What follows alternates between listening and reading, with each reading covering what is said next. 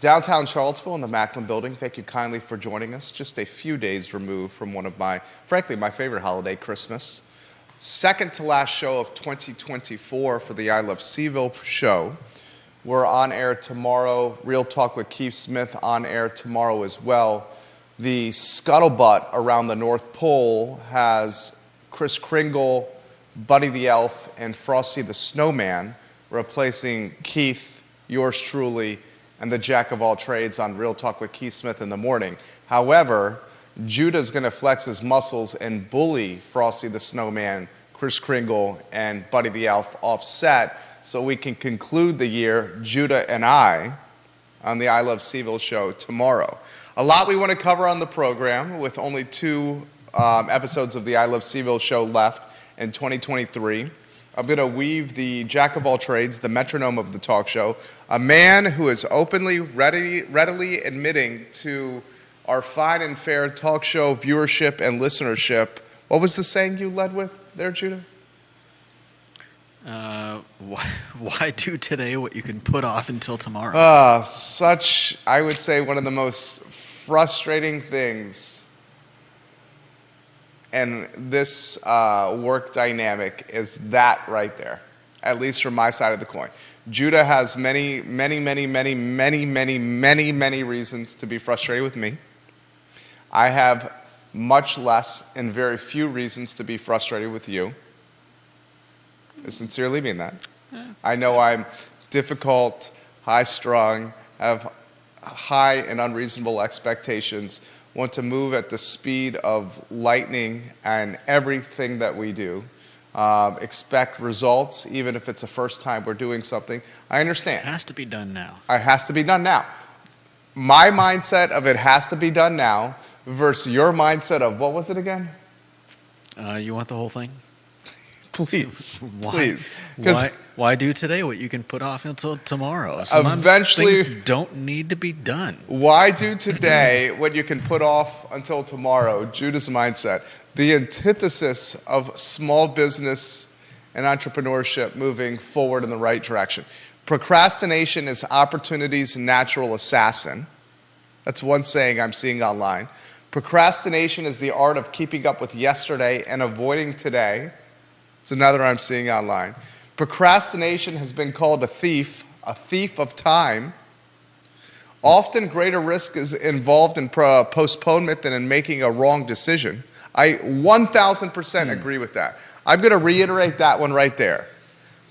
Often greater risk is involved in postponement than in making the wrong decision. I would rather fail and do it wrong than not do it at all. That's not a quantifiable statement, though. What do you mean? The statement is often. Oh, what's the words? You're nitpicking.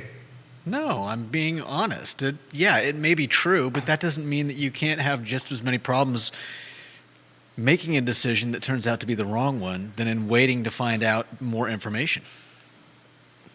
And putting off what one has to do, one runs the risk of never being able to do it.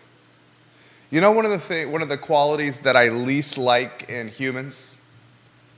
Paralysis of analysis. Paralysis of analysis. I hate that quality. You know, another quality I really dislike? Perfection. The art or the pursuit of perfection. Perfection is the enemy of productivity and profitability. We move, we try it, we figure it out.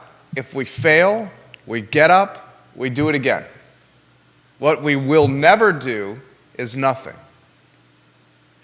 You and I've said on this program, from a professional standpoint, complement each other very, very well.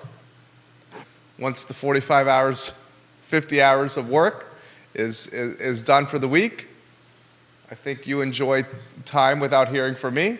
I enjoy time from not hearing from you, right? But for 50 hours of work every week for roughly 13 years, the team led by us have, how would you characterize? Persevered. Muddled through.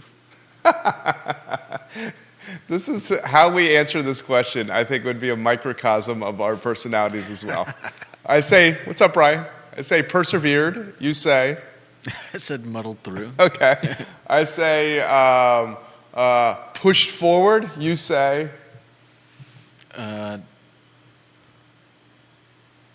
Slogged. I said overcome adversity. You say? Tried to avoid creating too much adversity. I said had boatloads of success. You said? I mean, do you really want me to I think counter? I mean, you were going to do it naturally. I don't necessarily. You're very much the devil's advocate. You're the, how do you call it? What do you call it? The contrarian. Sometimes. You are the contrarian. Often. Often is quantifiable. But That's what you just said? but having a different opinion isn't always contrarian. Oh, fair. And having a different opinion when you're a small team is welcomed and appreciated. And certainly in a talk show setting like this. Yeah. So props to you. Not throwing shade, props to you. Thank you. The procrastination is a perfect segue into perhaps a topic du jour on Charlottesville. Charlottesville spent 7 years on a zoning code. Yeah. Charlottesville procrastination, Belmont Bridge. The Belmont Bridge project has legitimately been in the works since I got here in 2020. 23 years, the Belmont Bridge. You mean 2002? Oh, you're right, thank you. 2000. I've been here 23 years. Since gosh, it's so long. It's so long. I remember the far side of the bridge has been blocked off for years and years. It just had, metal up so people couldn't walk on that side. It was the oddest thing. I always wondered what they were like. Is it crumbling? Is somebody going to fall off the edge or something? Viewers and listeners, what else has Charlottesville procrastinated on? Belmont Bridge, zoning code, procrastination on diversity of political thought. I'm not even sure that would be procrastination. I think that would be choice. Procrastination on, where else do you want to go with this? Everything. I mean, everything. Wow. Not everything, but seriously, anyone trying to build something in Charlottesville gets the city's classic procrastination. That's what ran my dad's company out of business. That's what, have you told that story on the I Love CVille show? I think you've mentioned it on Real Talk with Keith Smith. It's worth a snapshot, I believe. Yeah, I mean, I don't have not one of those long ones, Judo. I don't have all the details. Okay. There's not a lot of long to tell. It's basically my dad and his partner had a construction home building company, and they basically went out of business because I think it's the planning commission wouldn't release their bonds, and they finally just decided to I don't think it's the planning commission. What's that? I don't think it's the planning commission. You could just say Charlottesville City Hall. I think I may have a note somewhere. But anyways, yeah. So they shut the business down. And who else have we had have issues with? I mean, we've got the eyesore on the downtown mall. I don't know if that's necessarily due to procrastination. The eyesore? Oh, the Dewberry. Landmark. Yeah. I'd say Dewberry is, wouldn't call it procrastination. I would call it a negotiation tactic. Yeah. I mean, the city can't do anything about it. They can't eminent domain the Dewberry Hotel. And Johnny Dewberry, the extorting emperor of empty lots, the Waynesboro native, the former quarterback of the Rambling Wreck from Georgia Tech, a man now based out of Georgia, his strategy is to leave his plots of land in the cusp of blight, on the brink of blight, but pays his taxes and hopes he gets a tax incentivized package thrown his way to make momentum with what he owns in various jurisdictions. Yeah. Some would say it's clever. Others would say it's crappy. He doesn't live here. He doesn't care. Right. What does he care if the I Love CVille talk show host talks about him in this manner? He doesn't care. Yeah. In fact, some folks probably welcome it and embrace it and use it to fuel their fire. What are you looking for? You're looking for what happened to your dad's business? Yeah, I made a note, I think, of who it was, what You've highlighted in the department. past. You partner with, I remember, if I'm able to offer what I remember, can I? Do I have your approval? Sure. You partner with Bo Dickerson, a developer. They look to develop in the city of Charlottesville. They ran into resistance and friction with City Hall, and they had bonds that were not released. Which is, I mean, you know how a business is run. You owe people money. When you're a builder, Builder developer, not just a builder developer. Yeah, the city has your money, and they're supposed to release it in a timely manner so that you can pay the things that you need to pay. And if they don't, then your money stays locked up, and you're essentially left out in the cold. What do you do if you don't have any money? Let us know. What if you do if you can't pay your creditors, or what do you do if you can't pay for wood? You close down. Nails, yeah. You close down. Let us know when you have that lower third, or when you have that message that you can relay on air, and if you can put on screen the predictions for 2024 in the Charlottesville area lower third. Charlottesville neighborhood development. You have what you want to read? Charlottesville neighborhood development, I believe, is the So NDS. they are in charge of releasing bonds. Okay, so what happened? They didn't release bonds. So they closed her down.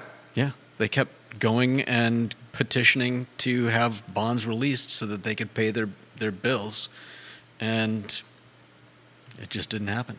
Ginger Who watching on Twitter. She says, Jerry wants it done yesterday. Judah is waiting until tomorrow. And Charlottesville sure moves quickly enough when they want a monument gone. Ginny Who, if you can put her photo on screen, one of the key contributors of the family. We get the rankings that we love to highlight. Ginny Who, who's come on the program in the past, and more of you will be welcome and invited on the program in 2024, is number 4 in the power rankings. Bill McChesney watching the program. Bill McChesney, another key contributor. McChesney is 15 in the power rankings. He said, I thought you were taking off today. We took off yesterday. I had a business meeting over lunch yesterday at Monsoon. I had the drunken noodles with beef, spiced medium. And I'm going to tell you right now, Monsoon is sensational. A fantastic dining experience if you like Thai food. Monsoon on Market Street, locally owned, just fantastic food. We are in the saddle today and tomorrow. We're off all next week for the viewers and listeners. He highlights the dewberry as the definition of procrastination. Dewberry is a perfect example of procrastination. John Blair watching on LinkedIn. John Blair's number 2 in the family. We get John Blair's photo on screen. I'd say this is my favorite photo of anyone in the power rankings. Scott Aaronworth is watching the program. I believe Scott is somewhere is it Mexico? Scott, you are watching the program in Mexico on vacation? I believe you are. Nice. Why are you, as you rotate the lower third, to bullish in 2024 for the Charlottesville area? For those that are not of the finance lexicon, I don't think bullish is finance lexicon. I think that's fairly common vocabulary. But bullish, why we're positive for 2024 in the Charlottesville area. We'll also give the other side.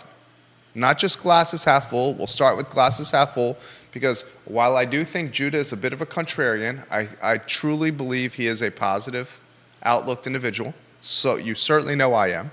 So we'll start with the positive side of things. Why are you positive for this community in 2024? I think we've started some things. I mean, we mentioned the bridge earlier. The bridge might be getting finished sometime in the near future. I don't know. Maybe I'm completely wrong, and they'll keep working on it for the next 2 or 3 years. But aside from that, there's, I don't know. I see some moves being made. We've got the Verve coming. We've got. Gosh, you can't believe you use the Verve as a positive. But go ahead. I mean, we need housing. And so I'm just happy that that moves are being made, whether you like them or not. I think that that's a good thing, and Charlottesville needs to make some moves. We've got some clear issues from the price of housing to we've talked about the need for a change in infrastructure. And I think as long as we keep moving forward, we're in a decent place. Maybe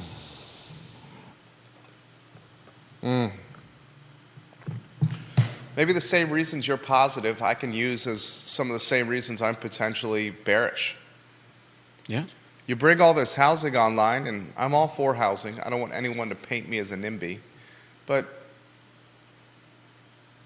where's the infrastructure to support it? We've got to move on that, and hopefully we'll start doing that. Don't you normally put the infrastructure before the housing and not the housing before the infrastructure? Are you pro procrastination right now? Infrastructure is not pro procrastination. It's still getting work done. No, but you're saying improve the roads, improve those school bus transportation, the bike lanes, the pedestrian lanes. Let's get the police department full. Let's get the fire department full. Let's get the EMTs full. I get it, and I'm with you there. But why don't we do that? You're basically saying we shouldn't. You are basically saying no. I don't want to see new housing. That's not what I'm saying. Until we fix the infrastructure problem. If you do the infrastructure, that's not procrastination. That's still executing and performing. You're improving the roads. You're improving the water. You're improving the police, the fire, the rescue, the bicycle, the pedestrian. You're alleviating traffic throttle and congestion. You're going to put. I don't disagree. You're going to put thousands of people next to Foods of All Nations and Moe's on Ivy Road at the same time St. Anne's Belfield Academy has start to school and end to school, and the same time that rush hour is happening and traffic is already snarled there. You think that's going to work out well? Well, then let's start working on that infrastructure. That's my point. That's not procrastination. That's performance. Okay, I don't fault you for that. I agree. Let's get to work on the infrastructure so that when those new buildings eventually go up, and we both know it's not going to be next year or probably even the year after. Kevin Yancey watching the program. Let's get his photo on screen. There's time to get the infrastructure in place for those, isn't there? Kevin Yancey's number 11 in the power polls. He said we could have saved millions just by making it a railroad crossing.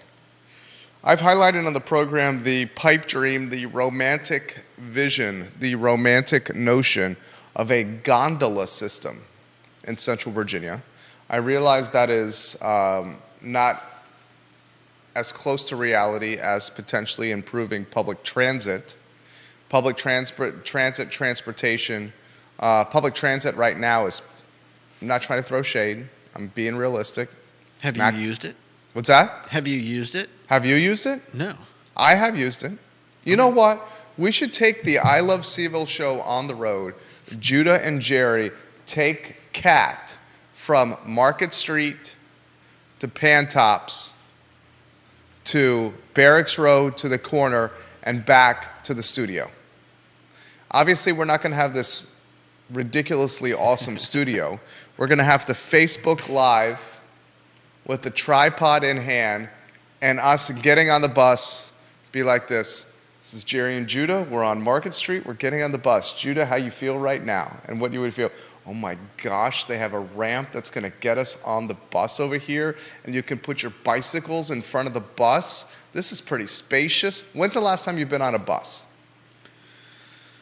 It's been probably decades. See, you're about to throw shade at me about public transportation, and I've ridden it faster and more often than you have. More recently than you have. No, I wasn't giving you shade. When's the last time you've been on the trolley? Have you ever been on a bus in Los Angeles? I live in Charlottesville. I know. Asking me if I've been on a bus in Los Angeles, how's that pertinent to this conversation? Oh, sorry. I'm not. I have not been on a bus in Los Angeles. Do you have a story to tell us about being on a bus in Los Angeles? No. Not right now. Jim Hinchley watching the program. He says, I'm very positive about the combined General District Courts project where construction is well underway. Unlikely to be finished in 2024, but early 2025 is a good target date. The project says a lot that is positive about city-county cooperation for the good of the public and the court users. I echo that. It's good to hear. I echo that, Jim Hinchley. I am and have been a huge proponent of keeping the courts downtown. I am and have been a huge proponent of keeping Albemarle and Charlottesville court systems next to each other because folks get confused. Yeah. And when someone goes to one court and the other court for Albemarle County or Charlottesville is located miles, if not 10, 15, 20 minutes away, they're going to miss an appearance. I mean, people already get confused. People get confused and they're next door. Yeah. Imagine if one was in the county and one was in the city. Right. Imagine if you're going to a serious court case and you go to the wrong one. Bingo. Take it a step further. Imagine if you're an attorney and you're representing clients on the same day in Albemarle court and in Charlottesville court, because that happens. That happens. You see Scotty Goodman representing people in Charlottesville City. He's a defense attorney. Scott Goodman, a legend in the defense attorney world in general. He does Charlottesville cases and county cases all the time. Yeah. I also think it would have been moving the courts from Charlottesville City, Albemarle, out of here would have been a economic headwind for downtown Charlottesville. And I'm not sure there's many more economic headwinds downtown Charlottesville can suffer or face. Are you bullish or bearish on downtown Charlottesville for 2024? And don't hold back. Scott Aaronworth is on a beach in Mexico. I hope you're enjoying that, Scotty Aaronworth. He's a defense attorney as well. I think with the information I have, I'm bullish. There's, I think with, we're seeing some places pop up. We're seeing, I'd like to see some places reopen up, and the capper for the end of next year is that I believe there is leadership for First Night Virginia is in place. Judah Wickhauer is about to break some more news on First Night Virginia. I want to offer a perspective on this. And are our audio levels at the levels that we talked about? Yeah, yours are low. Okay, fantastic. I'm a bit boisterous. Or you are a bit, how would you characterize it? Even keeled. Okay. I was going to say even keeled. 100% I was going to say even keeled. I'm a bit boisterous and you're a bit even keeled. That's what I was going to say as well. Judah Wickhauer broke the news on the I Love CVille show that First Night Virginia would be canceled in 2022. Yeah. Judah Wickhauer broke the news on the I Love CVille show that First Night Virginia would be canceled in 2023. Now Judah Wickhauer is about to break some more news for First Night Virginia 2024. Judah, the show is yours. I mean, I think I mentioned this when we were talking about it being canceled for 2023, that as I had heard it, there is somebody that's taking over. They just weren't going to be taking over for 23, for this year. So unless we had somebody to come in and, Can you say who it is that's taking over? I don't have any names. But you have someone on the board of directors. I know that you can also go to the website, and it's been updated. First, I'm going right now. This is the first time hearing this. I'm glad this came up in our pre-production meeting. First Night Virginia, Charlottesville. The URL is firstnightva.org. It says see you New Year's 2025. Is New Year's 2025? I think that would be next year, because next year... Is that next year? Next year we'd have New Year's Eve of 2024. So you're saying this New Year's is New Year's 2024, or is this New Year's 2023? I mean, it says here we will This be is so back. confusing. We will be back in 2024 with new leadership and a new focus to revive the second oldest First Night Virginia. Where does it say that? On the first page, there's a paragraph. With heavy hearts, we have made the difficult decision to cancel First Night Virginia this year due to the impact of the last 3 years of COVID and the aftermath on our resources and support. We will be back in 2024 with new leadership and a new focus to revive the second oldest First Night Virginia as a family-friendly, alcohol-free celebration of the arts to bring in the new year around the downtown mall. That's fantastic. Yeah. That makes me happy. Mm-hmm. An alcohol-free, family-friendly, positive event in downtown Charlottesville. That's what downtown needs. Yep. Downtown needs families to feel welcome again to downtown Charlottesville. Kevin Yancey says he's bearish for 2024. I don't think that surprises me. Kevin Yancey is a bit of a bear, and we mean that in the most loving way possible. Why are you bearish for 2024, Kevin Yancey? Please let us know. I would sincerely like to get your update on this. James Watson watching the program, Vanessa Parkhill watching the program, Carol Thorpe watching the program. If you could put James Watson's photos on screen, he's number 5 in the power poll. Vanessa Parkhill's on screen, she's number 6 in the power poll. And Carol Thorpe, number 9 in the power poll. What's the matter? Was that caught on screen, your mic falling off right there? Probably a split second of it. We got James Watson on screen right now. So Can you please get the mic tightened up? Executive director and producer of the program. I'm looking at it wasn't on screen. The James Watson photo came on right before the mic fell off your mic stand. Yeah. Vanessa Parkhill and Carol Thorpe, much of the top 10 watching the show right now. Why, Kevin, are you bearish? I'll say this. 2023 was a very challenging year for Main Street Charlottesville. And Main Street Charlottesville, I mean as in the general term. I don't mean actually Main Street. I mean small business, locally owned business in this community. Yeah. They got hit hard with labor shortages. They got hit hard with escalating cost of goods. They got hit hard with credit crunch and the opportunity to get money from banks pretty much evaporating. Yeah. They got hit hard with a customer base or consumer base getting hit with the same headwinds that we've all been hit. Oh, Ginny Who saw the mic drop. She saw the mic drop right there. It was a split second of it. We're working on that literally as we speak. But I think those are going to change. You're seeing Powell's credit crunch relaxing a bit. He's already highlighted. Why do you give me the raised eyebrows? Powell's talking he's going to cut rates in 2024. If he cuts rates in 2024, credit card debt's going to alleviate. Okay. The interest on those credit cards is not going to be as bad.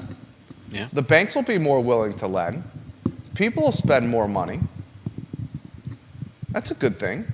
Yeah. All those reasons I'm excited. I've highlighted on this program already that I think more housing inventory is going to come on the market as rates drop. People are going to have more chance to buy. I think the real estate agents are going to have more options to sell and more items to sell. The real estate agents had a brutal 2023. No doubt. Get this. Real estate in Charlottesville, what? The 3rd, 4th, 5th most dominant driver of the economy in Central Virginia? Number 1's UVA, right? Yeah. Number 2 is what?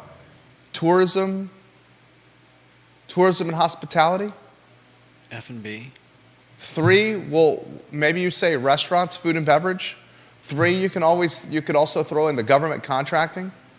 Government contracting is probably 2 now that I think about it, because they put that white paper report out that Letty Bean, the retired colonel, presented to the Elmore County Board of Supervisors. She's come on the show. I should reach out to Letty Bean again and get her on the program. Remind me to do that for the new year. She was amazing. Please remind me to do that. I'll get her back on the program. So let's say UVA is the number 1 driver of the economy. We'll say number 2, it's the government sector, the spies, all these alphabets that are in and around town. 3, tourism and hospitality. 4, probably real estate. But in 2023, that probably wasn't the case. If they have more stuff to sell in 2024, which I think they will, that's going to be a greater driver for the economy, another reason to be bullish. Do I think there's headwinds? Yes. Has anyone besides maybe this program truly emphasized or appreciated the significance of the population increase that's coming? I don't think so. That story continues to fly under the radar. If we get an additional 3 to 6, 7,000 people coming to the area in the next 4 or 5 years, that is going to cause a significant strain on infrastructure, and it's going to drive values of housing through the roof even higher. Yeah, I mean, if it was just UVA and their steadily increasing roles, what do you call it? That itself, I think, would be an issue, but include in those numbers all of the all the people that would be coming for the Biotech Institute and other things like that. And Kevin highlights the dramatic, the overwhelming expensive nature of rents in the area. yeah, that's certainly worrisome. I get it. We get it. He gets it. You get it. But if someone pays it, is it too expensive?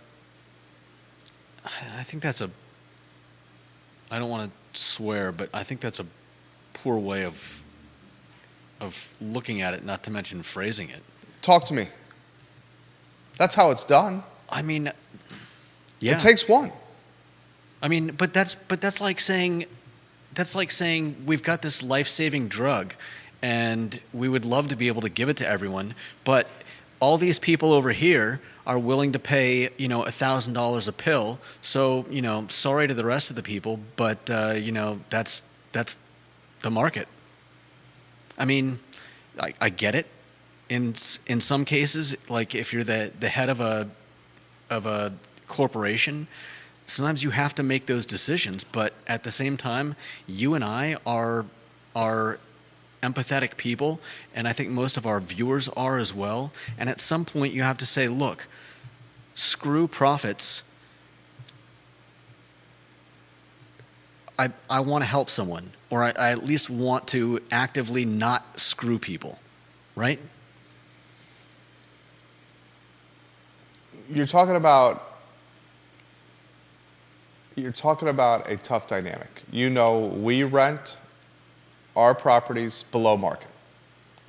We rent our properties below market for empathy, but also to keep them full.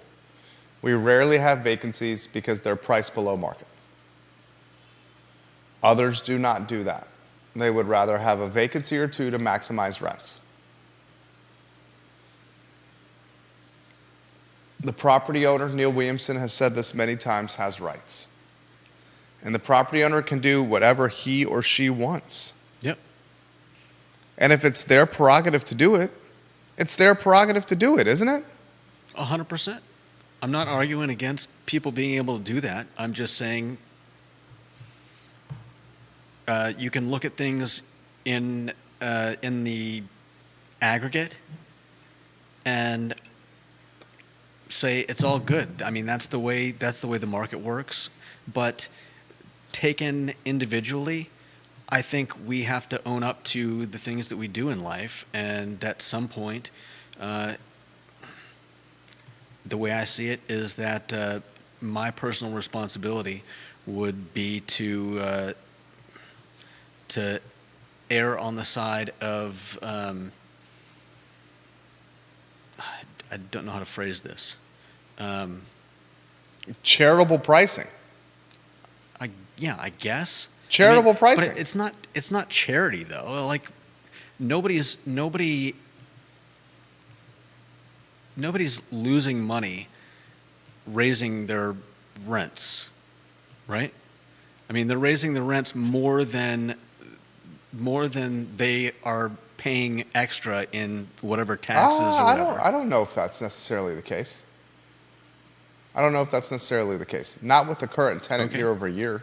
Maybe if the space goes vacant and they have to find a new tenant and a new lease, you could come in with that double-digit uptick. But a tenant that's in there for 1 year that stays the next year has got a lease that says you're looking at a 3 or 4% increase, a lease they sign. Yeah, And in which is some huge. cases, the overhead has far exceeded a 3 or 4% increase. Okay, that's fair. I mean, I can speak from personal experience with a condo position in Albemarle County. HOAs get raised, taxes get raised, upkeep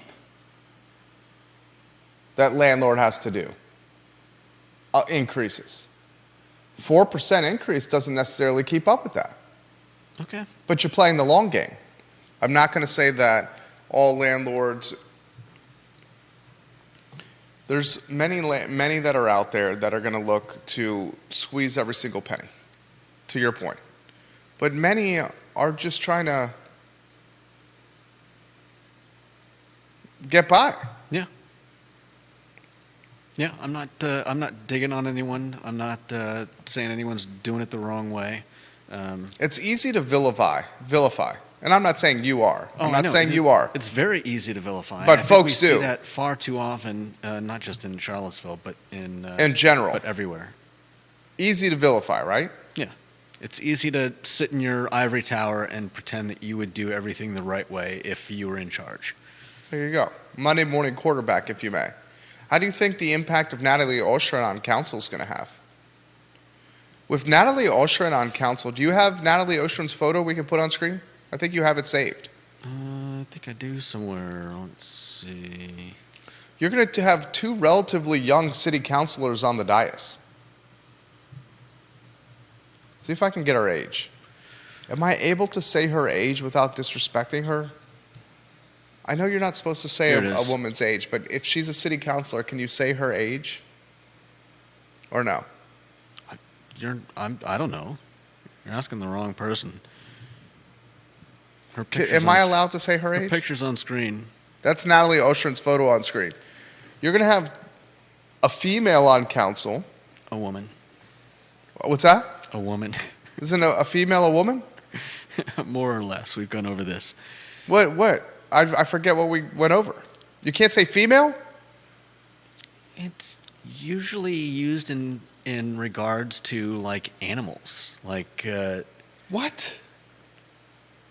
Keep going. I want to hear this out. I won't forget this again. Keep going, please. I mean, it's not my argument really, but I see it online that a lot of people dismiss women by treating them like more like, I don't know, like cattle. Calling a woman a female is equivalent to cattle association? I mean, I wish I could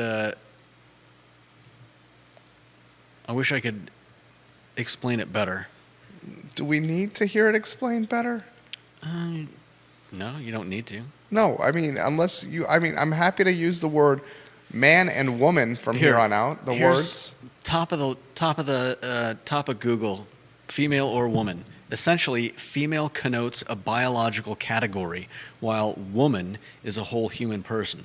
As a result, while woman technically is a noun, many are embracing its use as an adjective to achieve a more inclusive meaning that emphasizes gender over biological sex.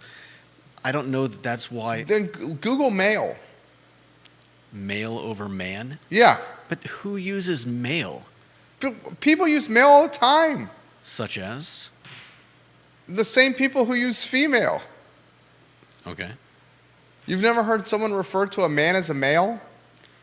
Not usually. So you're saying you hear more folks refer to a woman as a female than as a man as a male? Yeah. What's the male on Google? What's it say? Male versus man? It's not the... So there's nothing for that, of course. Is that what you're saying?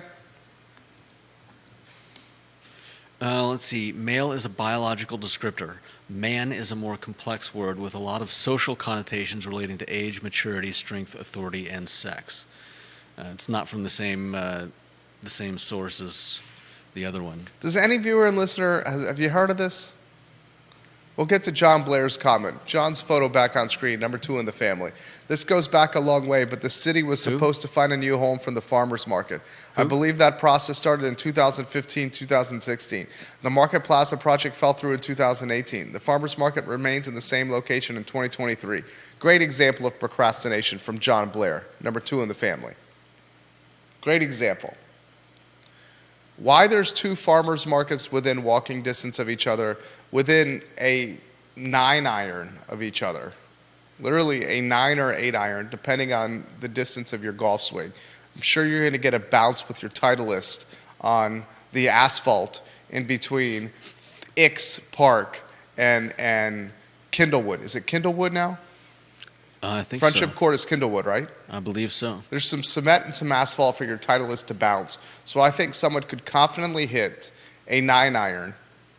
I'll call it an 8-iron. An 8-iron from the most southern point of the farmers market at Market Street to the most northern point of the farmers market at Ix. That distance, an 8-iron. If you get a nice kick on the asphalt with your Titleist. There's 2 of them. Why have we not aggregated them in one place to make the farmers market better for everyone?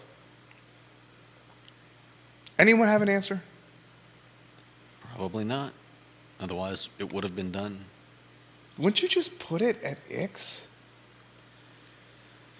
I mean, maybe they're. I mean, know. the only I honestly concern don't of know. putting it at Ix is this. Is it's privately owned by Ludwig and Allen. Mm-hmm. That would be the city's only concern with moving the farmers market to Ix, as you're moving it to a private developer's parcel who can then utilize something run by the city potentially to create or to further reinforce or further strengthen or further beautify a for-profit endeavor. We know that Ludwig and Allen, whether it's them that do it or whoever they sell the parcel to, it's currently listed, it's been listed forever. A farmer's market would make a fantastic centerpiece for a live, work, play development. Apartments, condos, whatever you want to call it. That's the hesitation from the city. Philip Dow watching the program. Philip Dow is one of the key members of our family. Philip Dow is... Where's Philip in the power rankings? I'm looking for you here, Philip. Philip is number 19 in the power poll. Get his photo on screen. There goes Kyle Miller. Kyle Miller Show. The Kyle Miller Show at 1 hour here on the I Love CVille Show. We love Kyle Miller. Vanessa Parkhill says, OMG, feel free to refer to me as a female anytime. Gosh, get Vanessa Parkhill's photo back on screen. It's the first I've heard that I can't use female now. I'm being corrected by the metronome, the jack of all trades over here. It's just male and female are basically adjectives, not nouns. Keith Smith's daughter, youngest daughter, has got him not using the word but. Not using the word but? Jim Hingley says, Ix stays open in the winter when the city market is closed. That is very true. Ix has more of a year-round farmer's market to it. And remember the woman who's come on the I Love CVille show in the past? Was it Ua Har? I always mess up her name. Yeah. Ava Har? Ava Har? You know who I'm talking about? Yeah. EWA? EWA, yeah. I think it's Eva Har. Eva Har? Mm-hmm. She has taken over as the executive director position of the Ix Art Park Foundation. Nice. And she is a force. She's an absolute force. So we'll see. The Ix Art Park has had a lot of turnover with its executive director position. Philip Dow says, don't forget Mead Avenue. That has a farmer's market on Wednesdays. Yeah. That's a good one. Judah, you're in trouble with Philip Dow. Am I? Yeah. Oh, no. With your female, male, woman, man. I'm in trouble? He's just giving you a hard time. It's not my thing. Carol Thorpe watching the program. Let's get Carol's photo on screen. Carol Thorpe is number 9 in the power ranking. The top 10 has come out today. I love it. She said, I have heard the distinction about the supposed preferential distinction between the terms woman and female for the reason Judah described. While I don't object to being called a female, I prefer being called a woman. Fair enough. I respect Carol Thorpe. I don't necessarily think that most people using it as a term mean anything. I certainly didn't mean it derogatory. No, of course not. But another way that they put it is female and male describe biological sex in humans, non-human animals, and other organisms. Females and males should be used only when the subject matter in question is solely biological sex. Whereas women and men should be used when referring to humans where both biology and culture are concerned, such as women engineers and men engineers. If that makes more sense to anyone. Ginny Who says, whatevs. You can call me female. Just don't call me birthing person. I look forward Noted. to your tweets. Judah says, noted. I just saw Karen Van Langren walk by, the former dean of the UVA Architecture School. She just walked by the studio. Karen, nice to see you walk by. I think she was wearing a nice mink coat. And Ginny Who says you can definitely say a public figure's age. Anybody can Google it. So this is the question I have for you. How is counsel going to look different? Act different, respond different, vote different, lead different, with a Michael Payne and a Natalie Oshrin on the dais, both under 40. I mean, I'd say if I had a roundabout, I'm going to Natalie's LinkedIn. You got Natalie's photo on screen? Did you already put it on screen? I can put it on again. She starts January 1. She's Keith Smith's pick for mayor. Your pick for mayor is Juan Diego Wade. My pick is Juan Diego Wade. Yours is Michael Payne. Yeah. We have a bottle of booze on it. Mm-hmm. Natalie's LinkedIn says she graduated undergrad UVA in 2011. If she graduated undergrad from UVA in 2011, that would put her at roughly 34, 35, right? Sounds about right. I believe Michael Payne is slightly lower than that in age. Let's see Michael Payne. I believe Michael's 31. September 23rd, 1992 is Michael. See what Natalie Oshrin, does she have a CVillepedia? I'm doing this on the fly. Age. Let's see if that comes. It says 34 on the interwebs. So you got Payne at 31, Oshrin at 34. How does council vote, act, lead differently with a 34-year-old and a 31-year-old on the dais? Natalie is an alpha with her personality. I think she's going to be. Her 4 years starts on the 1st of January, so in 10, 11 days, I think she's going to be vocal, active, engaged, and looking to make a statement out of the gates. Yeah, I think she's going to push for action. She's going to be the antithesis of... procrastination. Procrastination, bingo. Natalie Oshrin. And she aligns with a lot of what Michael Payne stands for. Yeah. And we've seen Pinkston and Wade kind of meander to that side of the ideology fence. Mm-hmm. So where per year, the interim who replaced Sina McGill was more on the centered or straddling or more of the, cautious side of the fence. So you have a council that's starting on the 1st of January that's going to be, how would you characterize? Well, at least 2/5 of it is going to be pushing to, I think, get things done. What kind of things? Certain areas, definitely housing. They're both going to be pushing for housing and initiatives that push that, and maybe that. Would you utilize the term radical? Is radical fair or no? I don't think it's fair to say whether Natalie is going to be radical or not, and I don't think what we've seen from would you agree that what we've seen from Michael Payne hasn't been radical? You think it would? I'm not voting. I would say radical is not the right word. Let's go to little thesaurus.com. What's in the family of radical without being too radical on the radical side? What's in the family of radical without being too radical on the radical side? Would you say it's what are the synonyms? Extremists, leftists, progressive, probably progressive. Natalie is as progressive. Progressive is the word I'm looking for. Progressive.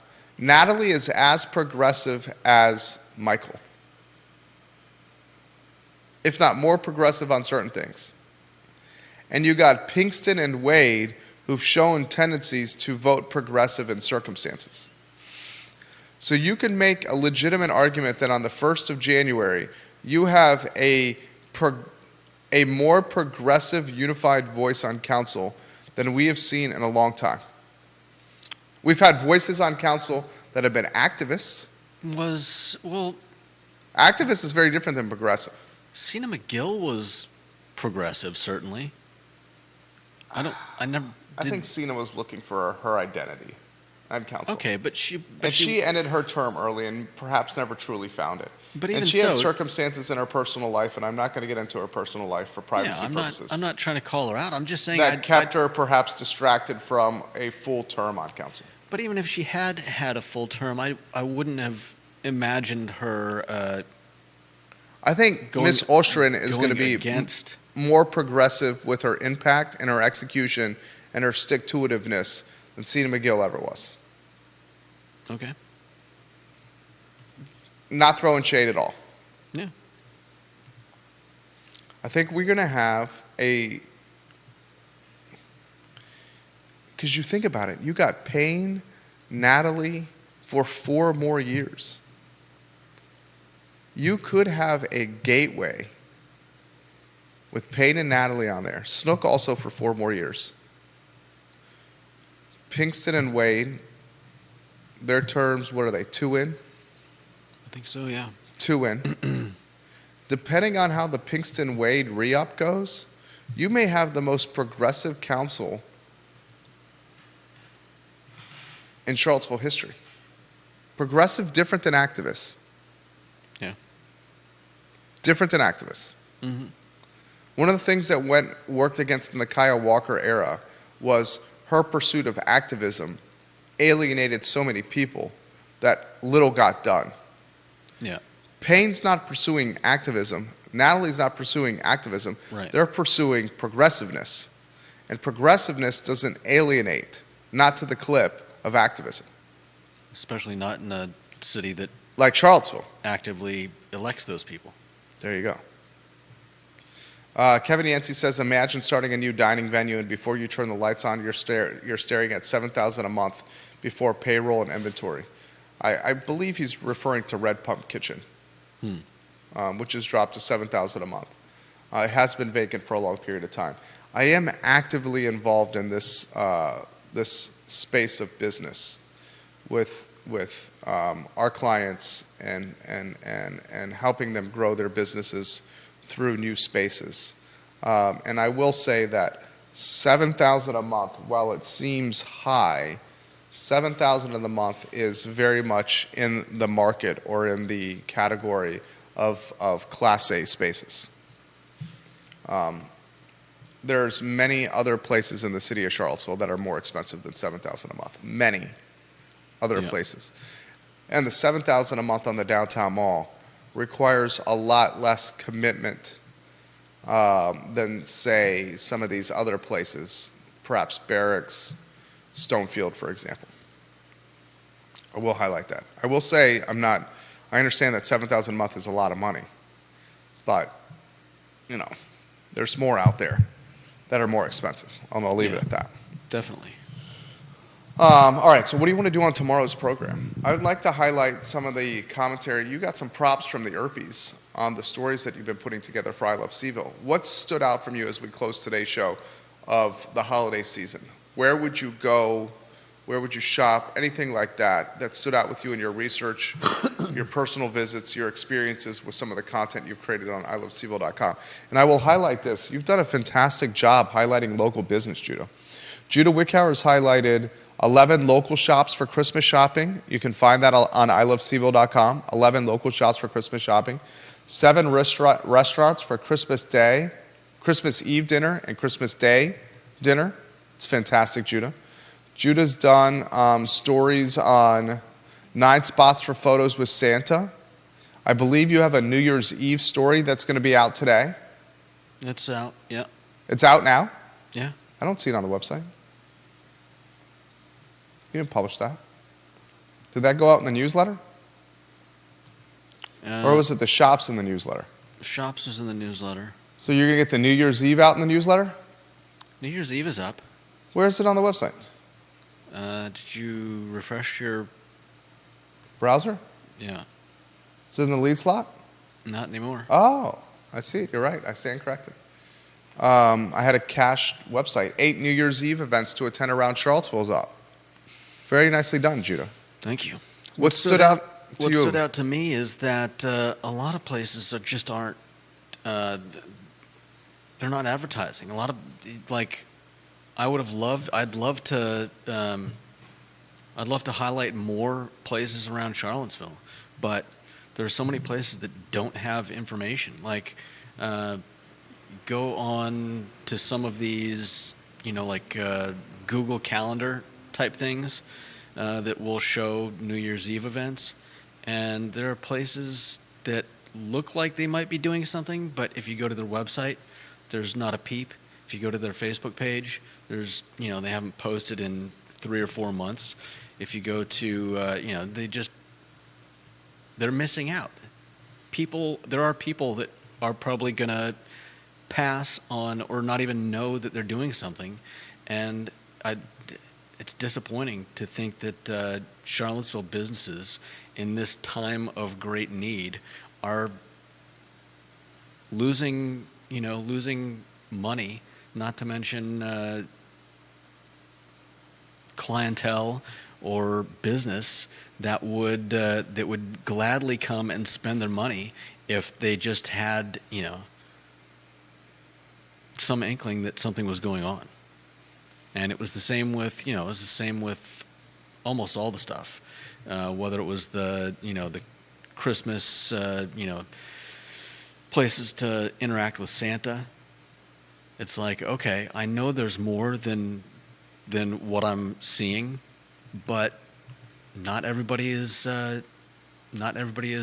putting it out there. And what are you going to spend money bringing a Santa into your shop and then not do anything to let people know? That seems like a good way to lose money, especially in a time of year when you should be making more money than you have the rest of the year. Yeah, especially with Q1 coming up, which is very quiet and slow. Yeah, it saddens me. You should reach out to Judah. Viewers and listeners, reach out to the show, reach out to Judah. He'd love to highlight you on the website. He does a good job of it. We're trying to highlight local businesses on ilovecville.com. And Judah's leading that charge, and I think he's doing an excellent job. Keith Smith gets a reference from Carol Thorpe. She says, fellas, while Keith's prediction of Natalie's selection as mayor seems very unlikely, it is not without recent precedent. Nakia Walker was elected mayor in her first term. Yeah. Very, very well said. Very true, Carol Thorpe. Queen of Jack Jewett. I don't want to speak for Carol Thorpe. I do not want to speak for Carol, but I think she would be in agreement that when Nakia Walker was picked mayor, it was in unprecedented times in the shadows of August 12, 2017. Yeah.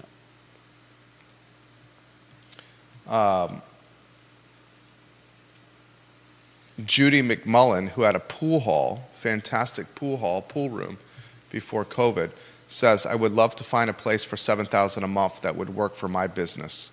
And she had that pre-COVID. Her pool hall on Preston Avenue. Bad timing with the launch of her pool hall with the pandemic. Charlottesville would love another Judy McMullen-led pool hall.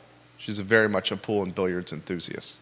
Nice. I wish you the best of luck with that. And Judy, I may be able to help you with finding a space. We should connect off air. John says this. Blair, love John Blair. He says, I'm neither bullish nor bearish, but here's a determinative factor. We are at one of those major sector inflection points in American commercial history. Are the local economic development departments going to work to land a major AI employer? Could be a huge tailwind for the local economy. But it would be a shame not to land one in 2024 as the competition for these types of employers become coveted. Great comment right there. Yeah. From John Blair. Tomorrow's show will be celebratory. It will be our last one of 2023, as we're taking next week off for R&R, for some travel and for some family time. Real Talk with Keith Smith tomorrow with Buddy the Elf, Chris Kringle, and Frosty the Snowman. And then the I Love CVille show to close with yours truly and Judah Wickower. Vanessa Parkhill said she heard on the radio the other day there was some sort of procedural issue with the approvals of the Verve, the Truist Bank project, and the new zoning. They will need to be readdressed in January. If that's the case, how does that affect with your bet with Keith? Vanessa is right. While the Verve and the Ivy project were basically approved, they will have to be officially approved in January.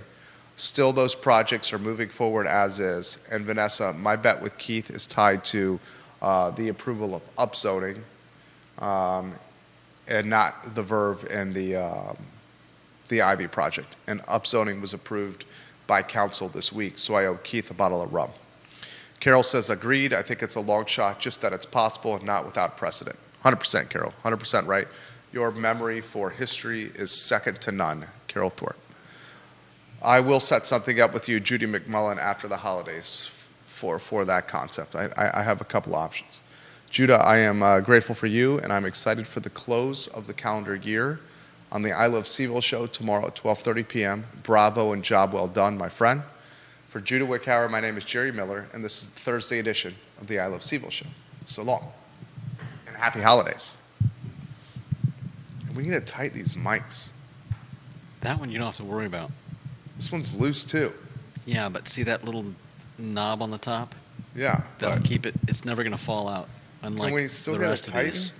I think it needs to be.